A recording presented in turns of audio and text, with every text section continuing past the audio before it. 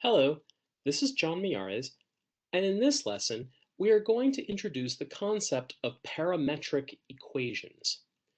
Pretty much up to this point, all functions that we've been analyzing and graphing in this course have been based on determining the values of a dependent variable in terms of an independent variable, whether that was y in terms of x, or just as in the last section, r in terms of theta.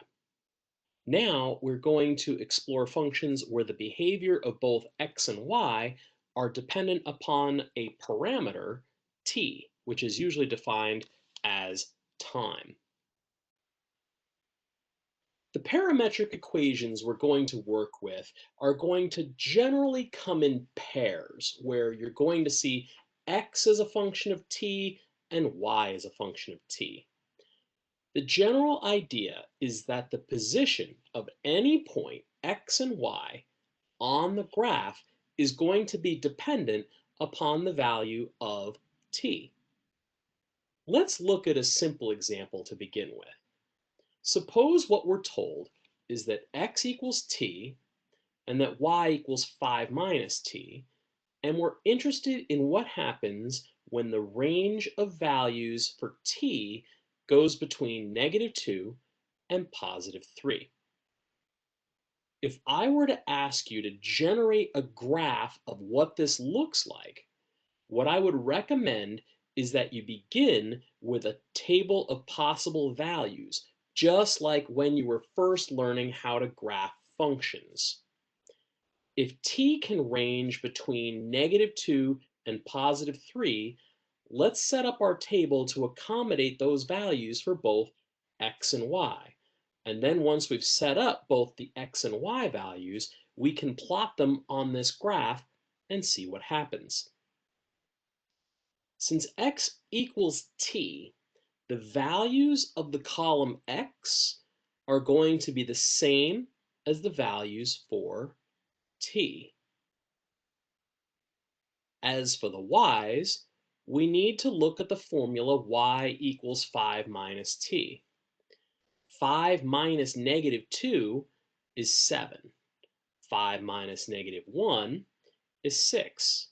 5 minus 0 is 5.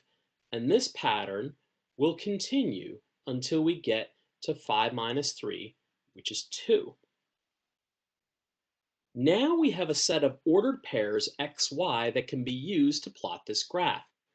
When we plot them, what you see is that the points appear to be collinear. Knowing that we're able to have fractional values for t, we can connect the dots into a straight line segment.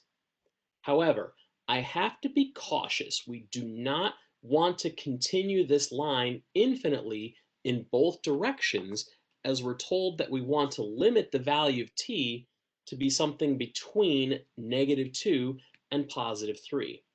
So what we have is a bounded line segment rather than an infinitely long straight line.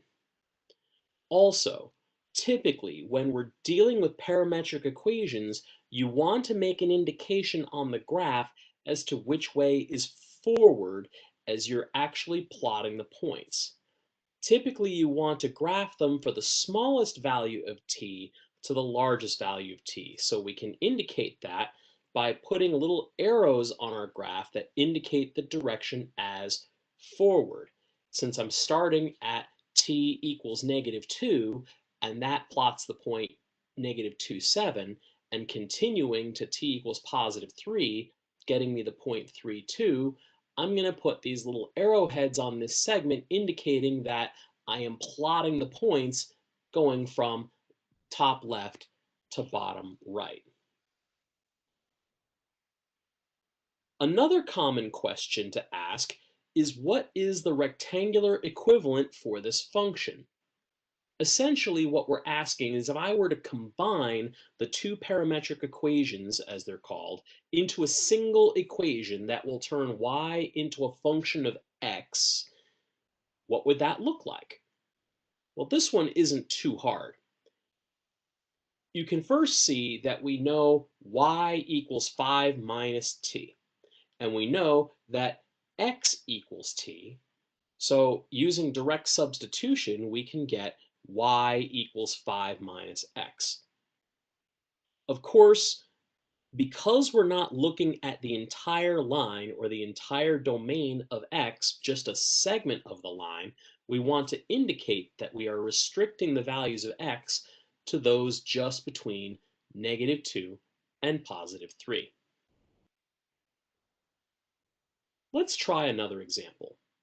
Here we have x equals t squared, y equals 2t minus 3, and t is ranging between -3 and +3. We want to take the same approach. Let's set up a table so we can compute the values of x and y where t is between -3 and +3. Once we get the results, we'll plot them along a graph. Why don't you pause this video for a minute and try to solve this one on your own?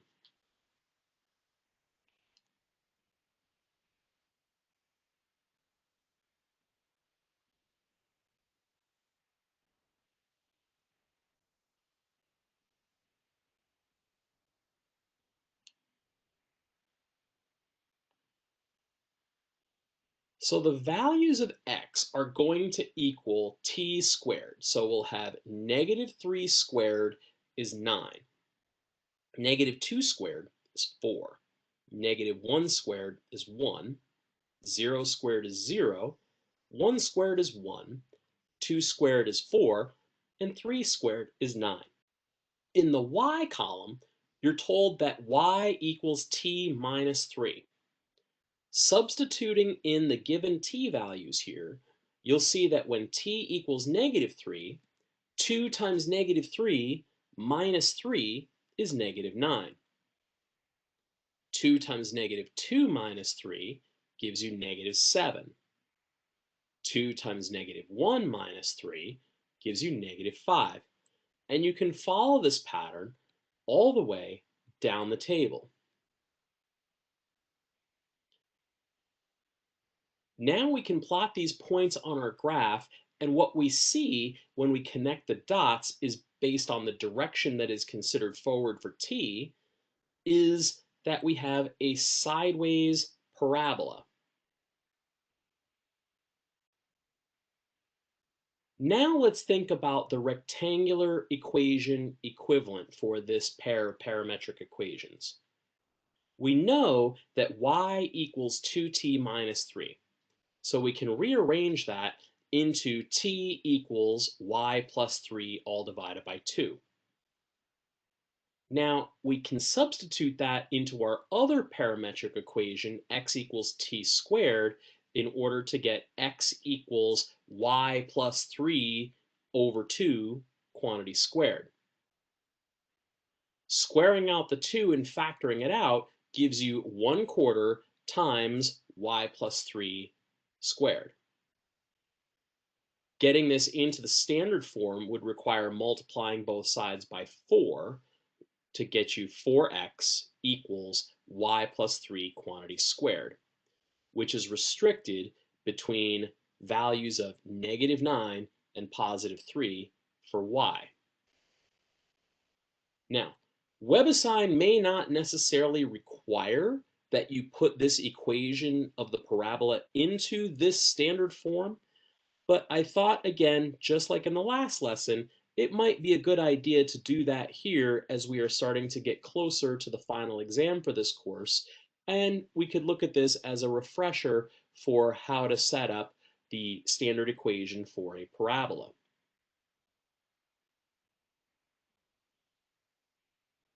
Now let's look at a more difficult function defined parametrically that will require you to generate a graph using your calculators. Suppose you're given that x equals 3 times the cosine of 2t and y equals 3 times the sine of 2t, where t ranges between 0 and 2 pi. Then you want to try to convert this into a rectangular equation. Doing this one by hand is not going to be something particularly easy. So the graph of this one is something that you would want to do on your calculator. The first thing we'll need to do is to switch the mode to parametric mode. It looks like the calculator is currently in polar mode. So I'm just going to go down over to here and hit the enter key when I'm on top of parametric. I also want to make sure that we're in radian mode since we're defining our sine and cosine functions here with radian angle measures for t. Next, we're going to need to set a window. Given that I'm working with trig functions, it doesn't hurt to start with z trig to begin with. And now I'm going to press the window button to see what I have here. Notice by default, the Tmin and Tmax values are set from 0 to 2 pi. The Xmin, Xmax, Ymin, and Ymax right now are set for working ideally with trigonometric functions. Now, let's go ahead and enter our equations here. So it said, go to my y equals menu, and notice what I have here are no longer y equals something or r equals something. Now that I'm in parametric mode, it says x1 of t, y1 of t. The first equation was x equals 3 cosine 2t. And notice when I hit this button x comma t comma theta comma n, and I'm in parametric mode, I'm going to get the letter T. And then notice also as I start entering the second equation, y1 of t is 3 sine 2t, that the equal signs turn black. When the 3 wasn't there, they were light. If it's blackened here, that means that it is actually going to graph that equation. Because parametric equations come in pairs, it will not graph anything unless I have something in both x1t and y1t. Now, in order to get a good viewing window, even though I've already hit zoom trig, I'm going to now choose z square. Not that z trig was going to be bad, but z square is going to clean this up and make our graph look proportionally accurate. And that's important because the graph of this is going to be a circle centered at the origin with radius 3. Now, you know from your past experiences that the equation of a circle centered with radius 3 at the origin should have the equation x squared plus y squared equals 9. And if you were to say that that was the answer based on visual inspection, I don't know that anyone would blame you. However, I'm going to go back to the slideshow and we can take a look at how we might actually try to use some algebra and the trigonometric identities to prove that this is what the equation is supposed to be. X squared plus y squared equals 9. Let's start with our two equations. We've got x equals 3 cosine of 2t and y equals 3 sine of 2t. We know in the back of our minds that the final answer is going to be x squared plus y squared equals 9. So let's start by taking x squared plus y squared. Substituting in what we know about x and y in terms of t, this is going to become 3 cosine 2t squared plus 3 sine 2t squared. Squaring them out will give us 9 times cosine squared of 2t plus 9 times the sine squared of 2t. Remember, I'm squaring the cosine, I'm not squaring the angle. Factoring out the 9 gives this, where we have 9 times the cosine squared of 2t plus the sine squared of 2t. We should recognize that this follows the Pythagorean identity pattern, assuming that theta equals 2t. So everything inside the brackets will reduce to just plain old 1. And so the entire right side of the equation simplifies to just plain old 9. So our final answer for the rectangular equation that is equivalent to these parametric equations will be x squared plus y squared equals 9.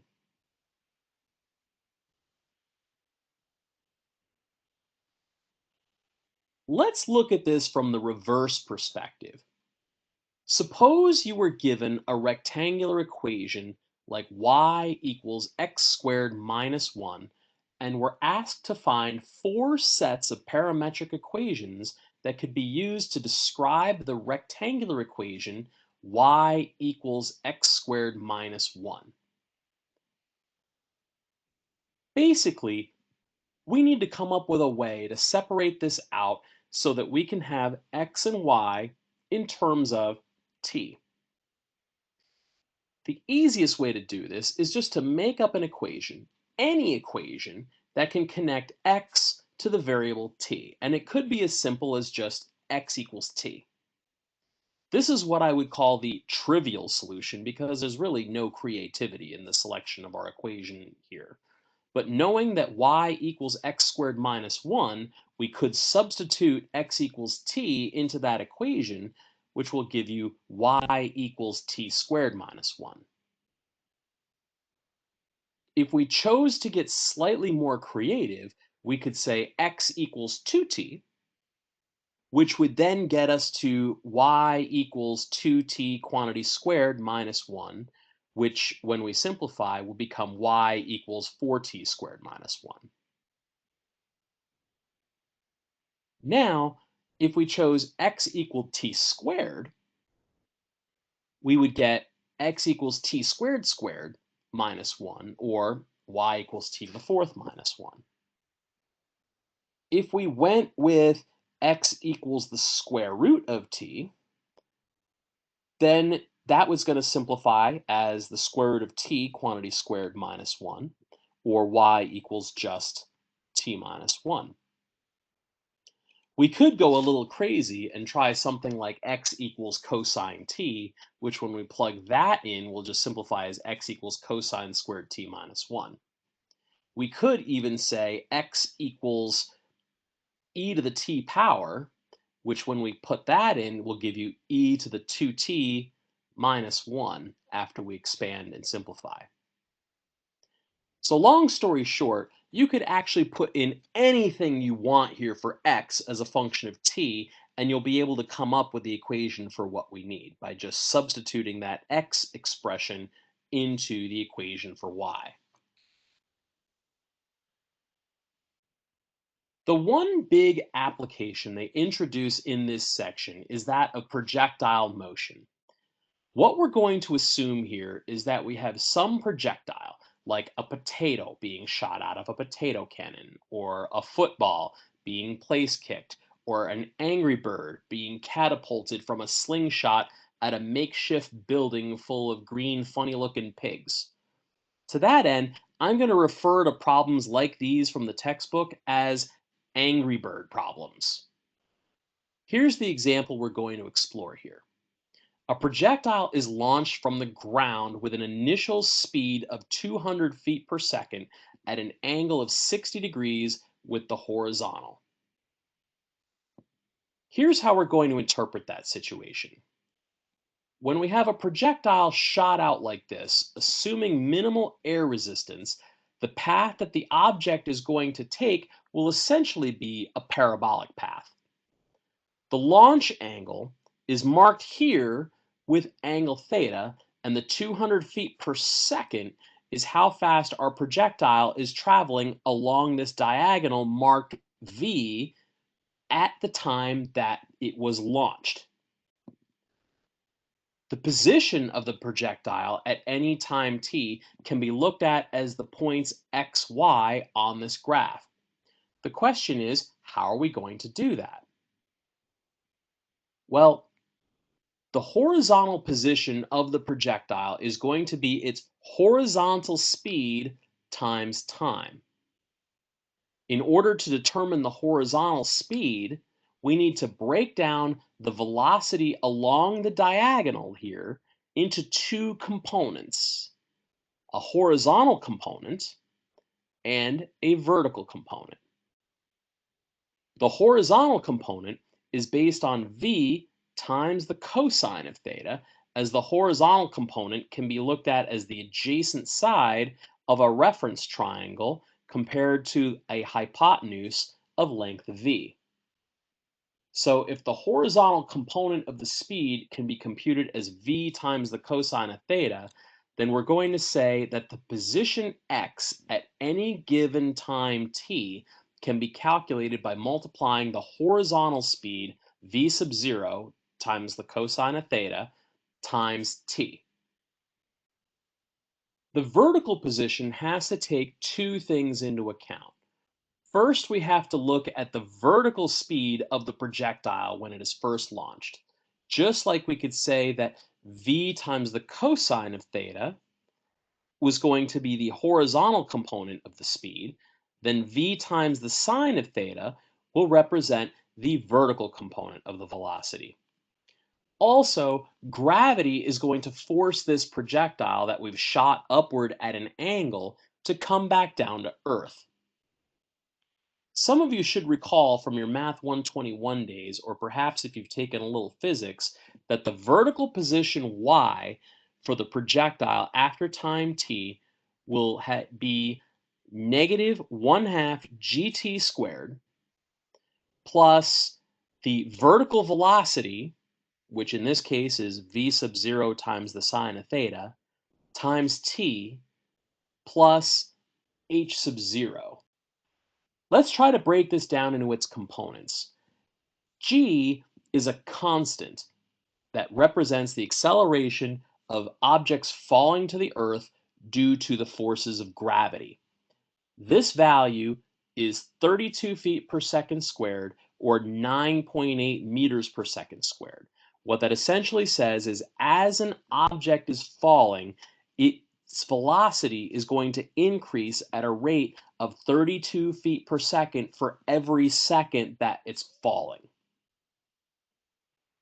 The v sub 0 sine theta t that is being added to this accounts for the upward thrust provided when the projectile is initially shot from the ground. H sub 0 is intended to measure the height of the projectile at time 0. For this problem, it says we're launching from ground level, which would make h sub 0 equals 0.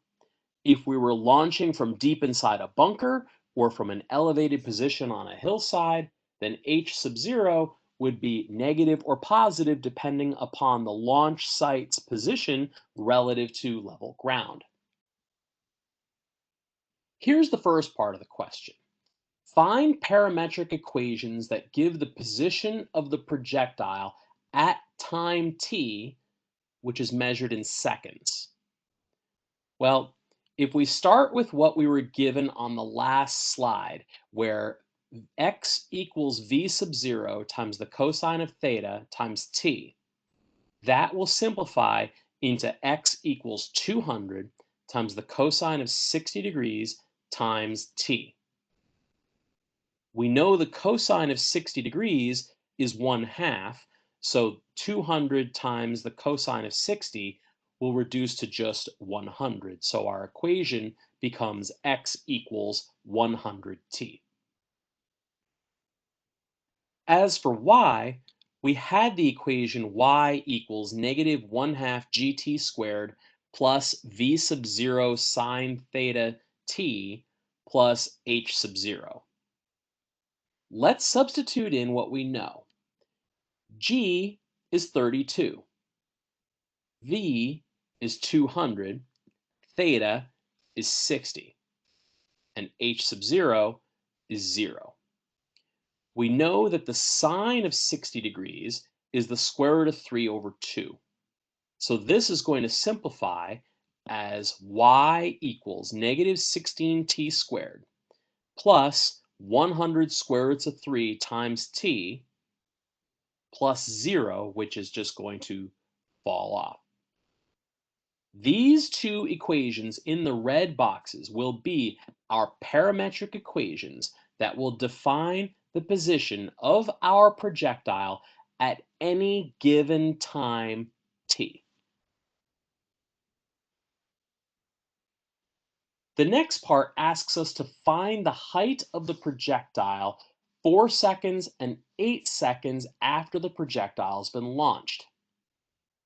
Since we're only concerned with the height of the projectile, we can focus on just the y value where our equation for y is defined as shown. When t equals 4, we'll take the negative 16 times 4 squared plus 100 square roots of 3 times 4, which will simplify to negative 256 plus 400 square roots of 3.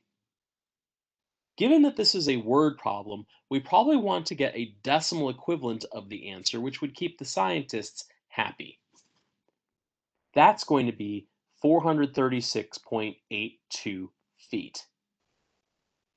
When t equals 8, the expression is going to simplify to negative 1024 plus 800 square roots of 3, which when we decimalize that will become 361.64 feet.